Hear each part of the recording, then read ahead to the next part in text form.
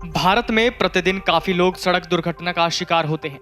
इन दुर्घटनाओं के पीछे कई कारण होते हैं, लेकिन केंद्रीय सड़क परिवहन एवं राजमार्ग मंत्री नितिन गडकरी ने ये कहकर लोगों को चौंका दिया है कि डीपीआर में गलती के कारण सड़क दुर्घटनाओं में हर वर्ष 1 लाख से ज्यादा लोगों की जान चली जाती है।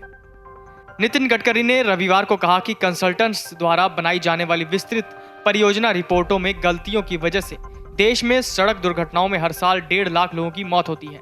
सिविल इंजीनियरों के राष्ट्रीय सम्मेलन में गडकरी ने कहा कि देश में हर साल 5 लाख सड़क दुर्घटनाएं होती हैं और इनकी वजह सिर्फ डीपीआर में की जाने वाली गलतियां हैं। इसलिए डीपीआर बनाने में गुणात्मक बदलाव की जरूरत है, जिसमें ब्लाइंड स्पॉट्स में सुधार पर जोर हो।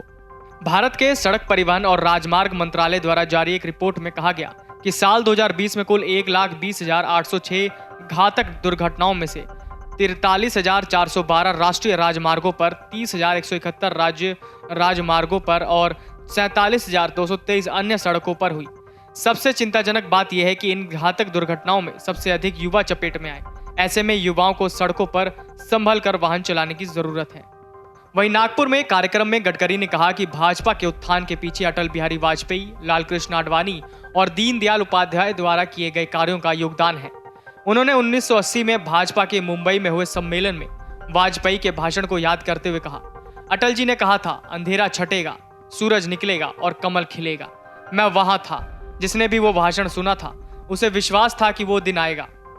अटल जी, आडवाणी जी, दीनदयाल उपाध्याय और कई कार्यकर्ताओं ने ऐसे कार्य किए कि आज हम मोदी जी के नेतृत्व में देश और कई राज्यों में सत्ता में हैं। नितिन गडकरी ने कहा कि कंसल्टेंट की ओर से तैयार विस्तृत परियोजना रिपोर्ट में गलतियां सड़क दुर्घटनाओं का मुख्य कारण है।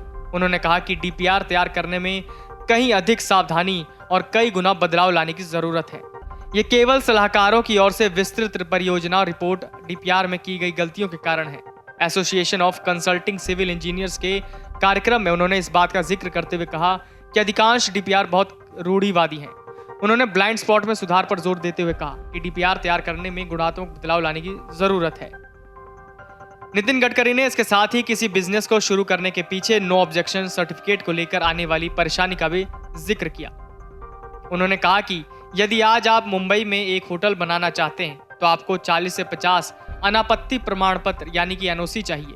प्रधानमंत्री की ओर से इसको आसान बनाए जाने पर जोर दिया जा रहा है, लेकिन ये मुख्य राज्य सरकारों के अधीन होता है। केंद्र की भूमिका बहुत अधिक नहीं है। उन्होंने कहा कि मैंने शहरी विकास विभाग को सुझाव दिया है कि आर्किटेक्ट को खुद परियोजनाओं को मंजूरी देने के लिए शक्ति दे। यदि प्रोजेक्ट मानदंडों के अनुसार नहीं है तो आर्किटेक्ट को इस पर और अधिक प्रयोग करने की मंजूरी नहीं दी जानी चाहिए। Video desk अमरउजाला.com। डाउनलोड करें अमर उजाला ऐप और पाएं खबरें लगातार।